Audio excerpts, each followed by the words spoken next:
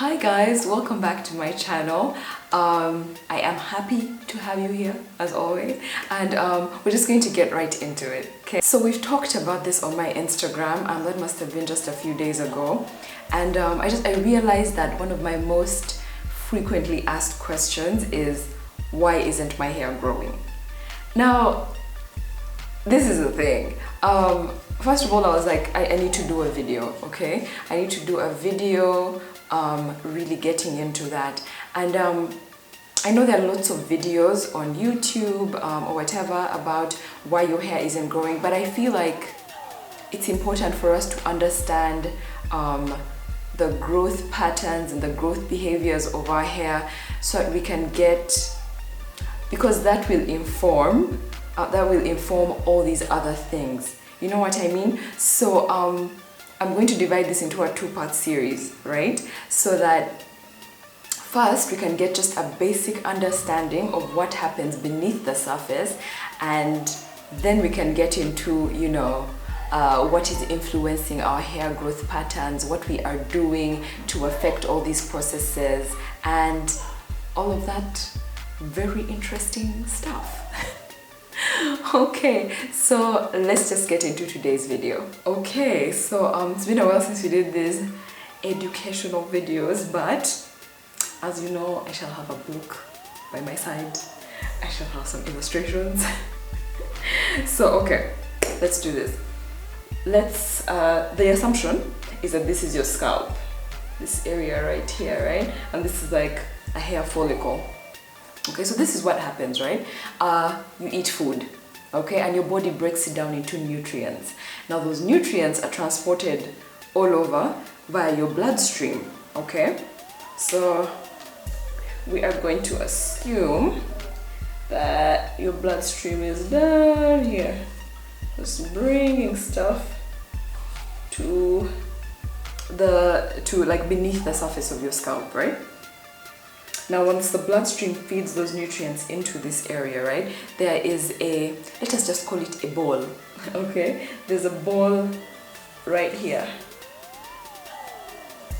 Bloodstream feeding into it. It is called the dermal papilla. Now, the function of the dermal papilla is to transport nutrients from the bloodstream to the hair strand, like to your scalp and all that. Now, wrapped around the dermal papilla is something called a hair matrix, okay? And this is a representation of the hair matrix. It's sort of wrapped around this, okay? The hair matrix is responsible for hair pigmentation production and cell division. Now, by hair pigmentation production, I mean that it's responsible for producing the color of your hair.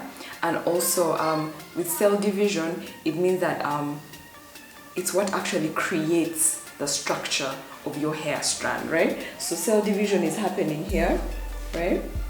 Cell division, and that is what produces a strand of hair, right? And that's your strand coming, you know, right out of your scalp and into the world. So this is just like the basic what happens, okay? So now that we know what's happening under the surface, it's important to know that human hair follows a very specific growth and shedding pattern, okay? So it's not random, there's actually a system to how this happens, and it's broken down. I'm going to break it down, or actually it has been broken down, and now I am telling you about the 4 stages of human hair growth. So the first stage is called the anagen, or active growth stage. Now, during this stage, a lot of cell division is happening in the hair matrix, okay? So you're growing about 0.3 to 0.4 millimeters of hair per day. It lasts about 2 to 3 years in most people, but for some people it lasts even up to 6 years. Now, that's where the issue of genetics comes in, right? So my active growth stage may go up to 4 years, and while somebody else's is only 3 years or 2 years, and while somebody else is going all the way up to 6. So your genetics play a really big part in that. It's one of the reasons why so many hair people my hair people, tell you that, you know, it's important to not compare yourself too much to everybody else, because everybody's just, your pattern is really unique. Now the second stage is called the catagen, or active transition stage. Yes, I'm using my notes. So this is a 1 to 2 week process, right? During which your body sends a signal that results in the hair matrix shrinking up and the actual hair strand detaching from the dermal papilla. So this is the scalp, and like we talked about previously, the bloodstream is here, the dermal papilla, and ordinarily the hair matrix would be here. But once this stage begins, right, the hair matrix starts to it shrinks up and starts to disappear, and then the hair strand is just detached from all this stuff, right? It's detached from this, everything like down here is just on its own, and your hair strand is up here. And so we say it's dead because it's no longer actually connected to like your body by like all these different things, right? It's just on its own, just sort of hanging inside your body, right? So it's essentially dead, but it's just like, it's still really, of course this is an illustration, so this looks like there's space, but it's still really tightly, you know, held in here. So it's still chilling in your scalp. The third stage is called the telogen stage, and this is essentially a resting stage, right? And I mean, like we've seen, your hair is sort of just hanging, right? It's lodged into your scalp, but it's not connected to your bloodstream, etc. Okay, so it's just resting, and during that resting stage, another anagen stage is starting below the surface of your scalp. So there's like a little baby hair.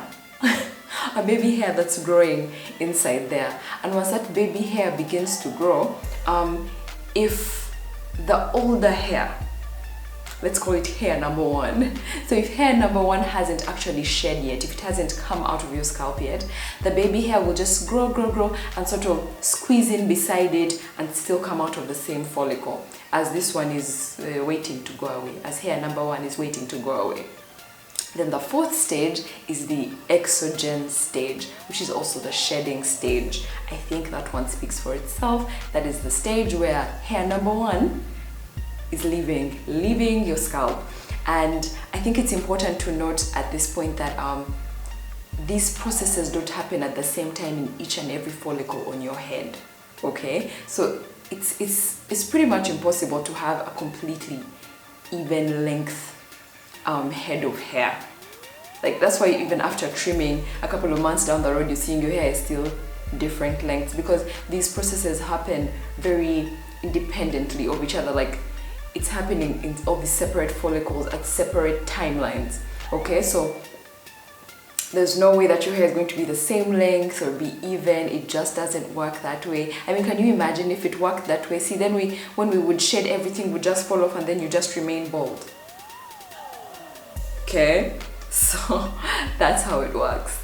Side note, it is normal to shed between 100 to 150 strands of hair per day. I'm just saying. Thank you so much for watching. Let me know what you guys think. If you have any other opinions about this, or you know, maybe you've done your research, teach me. I like to learn about these things. Teach us all. You know, let's connect in the comment section below. My social media handles are also in the section below. Bye.